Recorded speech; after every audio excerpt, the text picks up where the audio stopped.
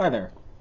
I've made a community post about it here and there, but since around October of last year, I've gotten really into men's fragrances and colognes and stuff like that.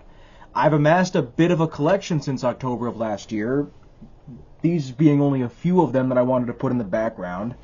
And I've gotten into watching a lot of fragrance-related content made by people such as Jen Sense, Chad Secrets, and a whole bunch more. I was actually planning on making a video about how Jymee Fragrance, one of, if not the biggest men's fragrance influencers, is an embodiment of the contradictions of capitalism before this one, but things had to get moved around for, whatever reason.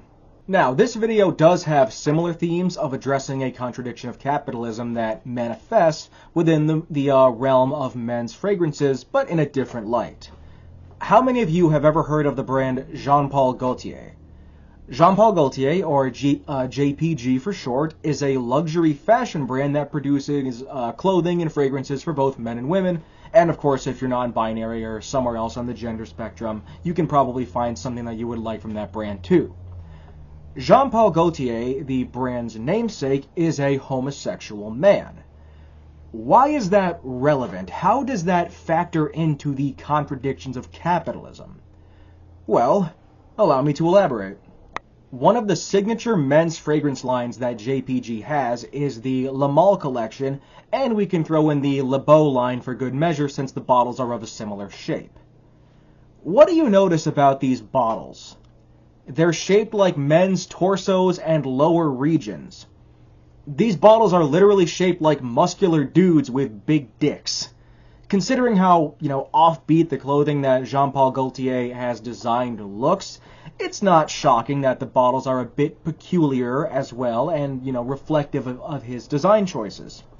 Plus, and I say this not meaning to assume anything, but the fact that these bottles are shaped like the typical male anatomy, like a more fantastical version of it, should be some sort of sign, On Fragrantica, which is a website/forum that people use to review and talk about fragrances, many of the fragrances in the Le Male and Le Beau lines have pretty good ratings.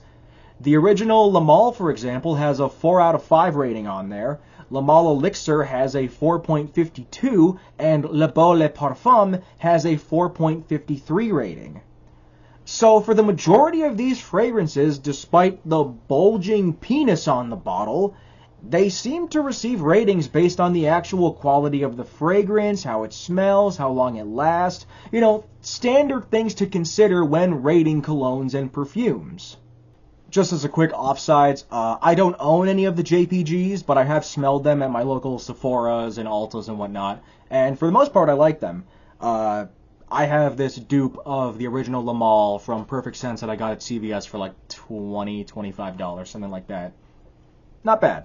Anyways, since Jean-Paul Gaultier is a gay man, there have been a few releases in both the Le Male line and Classique, the company's women's line of fragrances, or their main one, that are centered around the Pride movement. I personally have not smelled any of these, though they are available on places such as FragranceNet and other discounters, so, maybe one of these days I'll get the chance. But even without having gotten my nose on them, I can tell that the ratings that they've received on Fragrantica are not influenced by their actual quality. Some of the ratings, at least as summarized in the pros and cons sections of these Fragrantica pages, seem pretty fair. For Le Male Pride 2020, some say that it smells too similar to the original Le Male, or that it smells too sweet on hotter days. Those are valid criticisms, and there are people in the comments who do provide genuine critiques, and that's totally fine. But then when you go through the comments and look at the statistics on whether or not it's a good deal, if it has lasting power, stuff like that, you can tell that this and others in the line were attacked by people who believe in shit like that groomer panic and have an extremely fragile sense of masculinity. For example, and again, I've never smelled anything from this collection in particular, but I have smelled a few from the Le Male line. And based on what I have smelled, I highly doubt that these fragrances are weak with no projection or that they're significantly more female-leaning. I could buy unisex, but just because a fragrance has floral notes, for example, doesn't make it a feminine-smelling fragrance. You could argue that they're overpriced because they're a designer scent, and I mean, depending on your income, how much you're willing to spend on a fragrance, things like that. Any designer fragrance could be considered overpriced, but the regular Le Male and its flankers are generally considered okay deals on Fragrantica depending on where you get them. So you can tell that they're only saying the Le Male Pride fragrances are overpriced because they have a pride flag on them or some other indication of a connection to LGBTQ plus people. I'm sure there are some people who just genuinely don't like how some of these smell, and again, that's fine. That's, normal for this type of stuff. Not every fragrance is going to hit your nose the same way it does somebody else. But there's a clear sense of reactionary recoiling that prompted these bad reviews. The problems surrounding the fragrances in the Le Male Pride line exemplify a weird application of the cultural contradictions of capitalism. These heterosexual men are fine with buying a bottle of cologne that looks like a buff dude with a big package, but the second you put a rainbow flag on it or something reminiscent of Stonewall, it's bad and gay and not worth buying, and it's somehow pushing an agenda. Is it really shocking that a brand named for and ran by a homosexual Frenchman has bottles of cologne that commemorate Pride Month? They don't care about whether or not JPG has decent working conditions for its employees.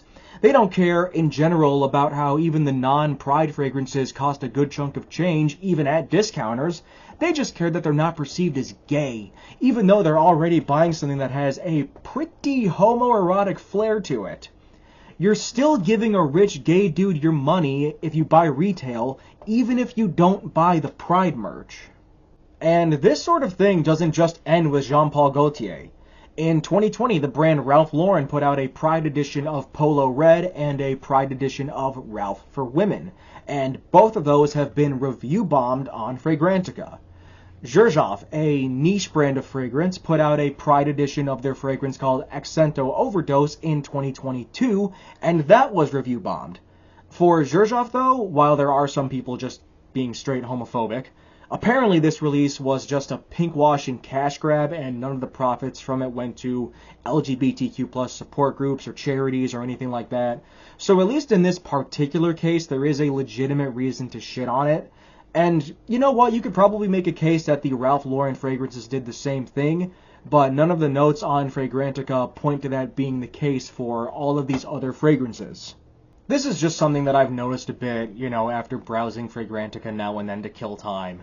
And I just wanted to talk about it a bit. It's not a shocking development given the rise of reactionary sentiment from MAGA folks and Christian nationalist groypers and other such people.